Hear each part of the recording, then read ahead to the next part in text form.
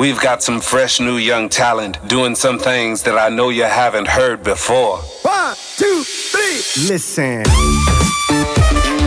Welcome to Finances, your home for all things financial, investment, money and lifestyle. Hosted and curated by the very talented team of certified financial planners and Burke Britton Financial Partners.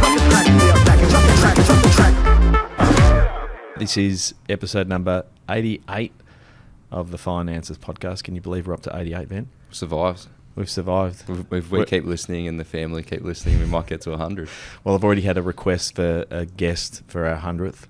Special guest. Oh, it's not special. It's Luke. Luke Massey wants to come here. He said because he named the podcast, it was his, and he edits the podcast, he should come on for a number 100. But he's got a spot, Fat and Ginger, we've got a spot on K-Rock.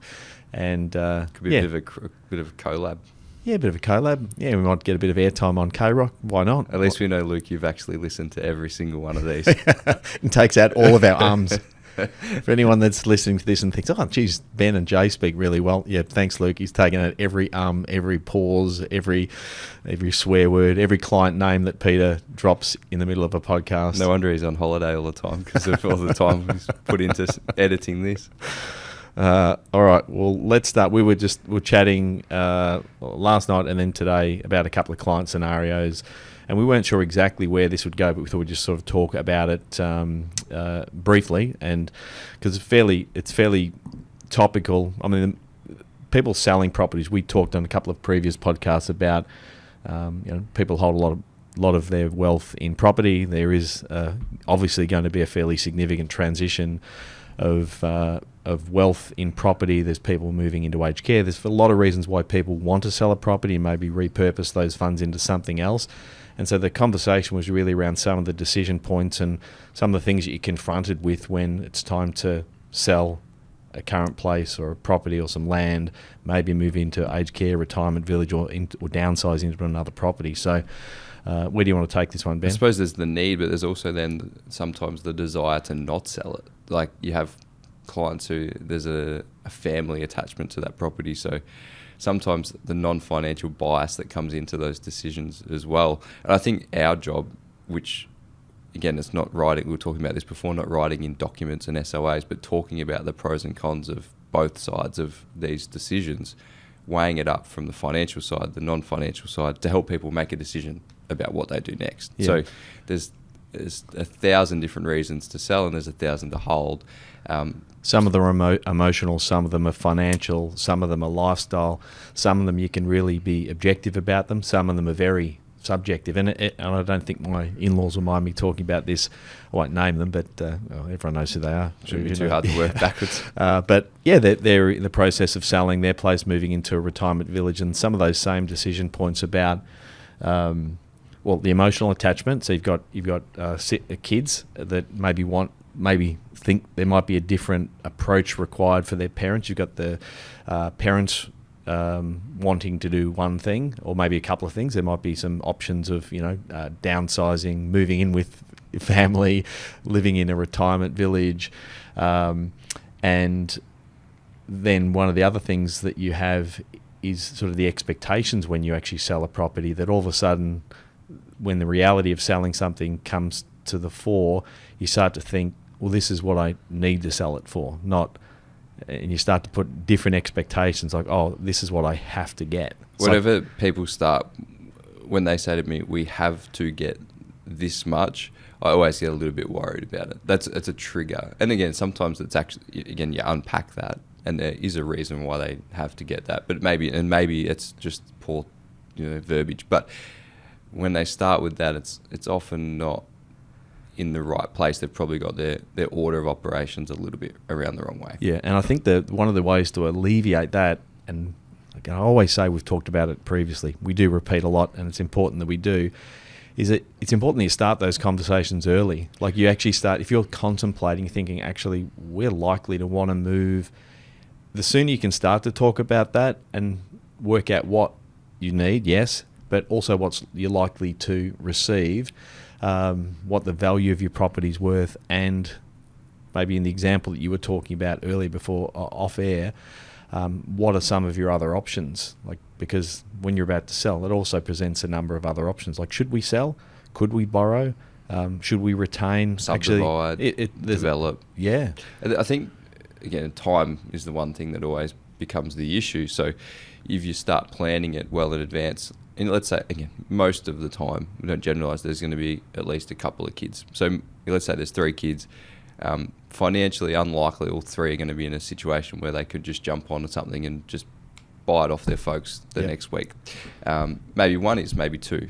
Again, this is sort of talking about we've got a long-term property that maybe needs to, or there's a desire for it to be retained in the family. I've got a couple of these at the moment. And for one of them, there just simply is no option where they can probably keep it. Like there's 2 kids, neither of them in a position, strong desire from all parties to keep this property. It's been 40 years in the family.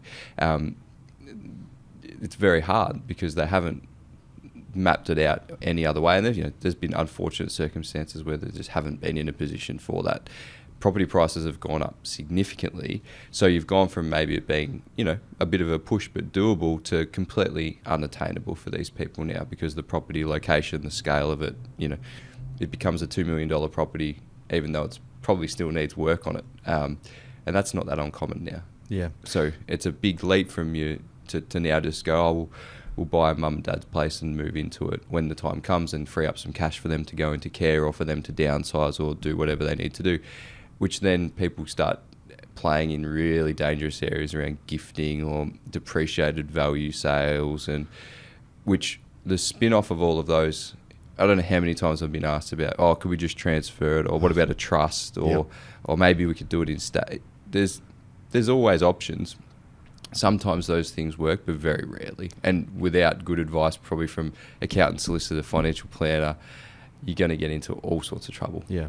I've got a situation, just thought about it. I've got a situation with farming clients where ideally they would succeed the farmland to one of the kids who's likely to work the farm. However, the parents, they would ideally almost gift it to that child. However, they need the proceeds to go to the next place. And if they did just hand it over, change the title, they also have implications from a Centrelink point of view. So there's all of these things have ramifications. It's not until you actually sit back and think, okay, what are the second, third, fourth order consequences of making that decision? And some of them are not issues now, but they become issues later. Like even from an estate planning point of view, if you don't have the equalisation of your estate sorted out, and you decide to hand over ownership or title change to one of the kids, and don't think how the balance will be funded out in the future, it creates headaches that you're much better off dealing with those early on. And they become scalable issues, especially with property. It's chunky, it's not liquid. The difference between, you've got 3 kids and you help one of them with a $50,000 sort of, living will gift or something to help them get into a home. That's easy. Like you can manage that in the distribution. You can document it pretty clearly. You start carving out value land with high values. Also, valuations of land can differ greatly. Yep. Like you've got someone saying it's worth 1.2 and the next person saying it's worth 2 million. It's an opinion. Like unless it actually changes hands for an amount of money, there's always going to be arguments about those sorts of things. Again, it all just comes back to good communication, planning, and making sure everyone's on the same page and knowing these things will happen. Like we're going to see more of this. You've got properties that people have lived in for, I say 40 years. Some of them are longer. Like some of them are 50s plus. Like that was traditionally what people did. They bought a house when they got married, bought a house, and they stayed there until they were no longer about, or they had to go into care. And there's a lot of those people. We've got a lot of those clients where we're having these conversations, and sometimes they don't want to, but deep down they probably know they need to have those conversations early. Yeah, definitely. That again, I suppose the message is there's multiple decision points when you're looking with that transition of property. Again, from do you need the capital? Do we retain and develop? Do we succeed it to children? Do the children fund it out? If it's retained, is it appropriately noted in your estate plan. All of those implications are ones that are much better off dealing with. Like when's the best time to plant a tree? Yesterday, Yeah. you need to have started yesterday. If you haven't already done it, the next best time is right now. The other side of it, and I actually probably came into this thinking we would talk about it in a different light, which is probably typical. We just ramble off on different things. But like sometimes people are obsessed with getting, like looking or waiting for the best offer ever. Like let's say they want to list their property for $800,000, and there might be one person in the country who'll pay $9 million, and they think they're going to wait till they turn up and pay it instead of taking $875,000 or $8. Maybe it's $8. Like there's going to be a big differential on that, but. So they go, okay, we're going to wait. No, we're going to be stubborn. We're going to really dig our heels in. We'll wait for that person to come with that offer. I know it's worth that because, again, emotion usually gets in the way of a good decision. What opportunity cost does that cost you? So, have you had to take out a bridging loan? Have you had to draw down on your investments that could have been generating you income? Is there Centrelink implications? Is there additional costs in aged care bonds that you haven't been able to fund? Are family members helping you out? I think one of our strengths is just with the helicopter view going, all right, well, there's the cost of that, and that. So you're going to wait an extra 6 months to try and get an extra 20 grand, knowing that it's most definitely going to cost you 15 in interest costs. And you go, so you're right, you're going to risk everything for maybe 5,000, and you put your life generally financially on hold waiting for that outcome.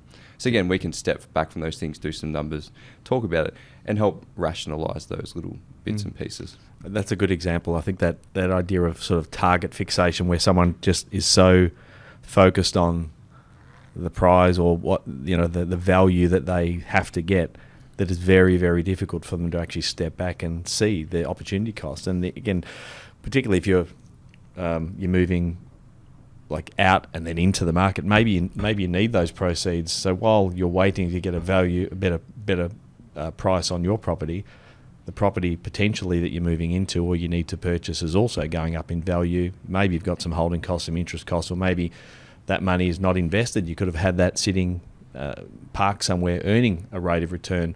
So yeah, it's not until you actually sit and think about all of those implications that sit outside of just I need to get that value for my house because that's what I need, when you start to really see the value of seeking some advice. I think we're likely to see many more options.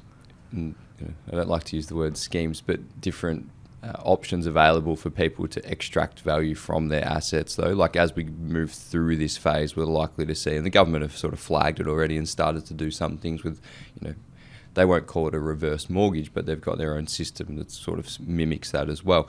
We're going to see more of those options come online. So again, maybe there will be more flexibility around retention of those properties and estating of it and things like that. But again, until they're right in front of us and sort of tested, at the moment, there's going to be some tough decisions, and some properties will get sold that families don't want to sell. That's probably the bottom line. And unfortunately, people need to move. You have to just step through that, as cold as that sounds. Unfortunately, the rules and regulations will not, capture emotions. Yeah, they do not. Anything else on this front that we need to cover off on? I think we'll probably talk about this a lot more, I think, in years to come and months to come. And I think it's one of the biggest things. You're selling most likely your most valuable asset, and you tie your most valuable asset in dollar terms with your most prized possession emotionally, it's going to cause some issues, isn't it? So like we deal with this all the time. It's something that nearly every meeting you do talk about your client, your home, and what's your plans for it. Some people don't have those long-term ambitions. It's like 5 years, 10 years. I've lived in 15 houses, I don't care. Others have long-term, this is where I want to be, buried, some of them will say. So it's going to keep coming up. It is. I can't remember the exact amount. I think we mentioned it in one of the previous podcasts. There's something in the order of, was it $1.5 trillion of properties actually going to transfer over the course of the next couple of decades. It's a significant amount of Australians' wealth, and there's lots of decisions to be made there. And if you think, listen, I'll worry about it later, you think about how quickly the last 10 years of your life went. And we're not very good at actually judging time and thinking how we'll be in 10 years' time to make one of those decisions. So get on the front foot, start talking about it with your family, with us. Maybe become a real estate agent. Maybe. Thought about that once. I don't think I'll do that. No slide on any of the real estate agents we've had on the podcast. All right, that's it. We'll see you next week. Thanks, Jay. We hope you enjoyed today's episode.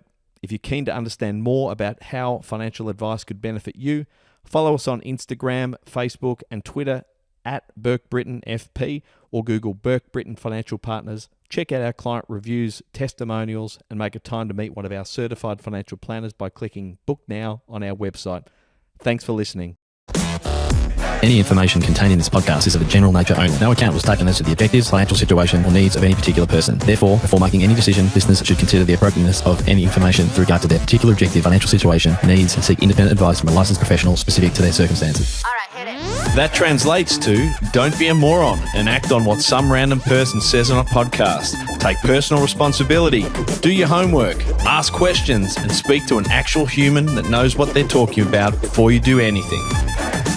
PB Financial Solutions Proprietary Limited, trading as Burke Britton Financial Partners, are authorised representatives of AMP Financial Planning Limited, AFS, licence number 232706.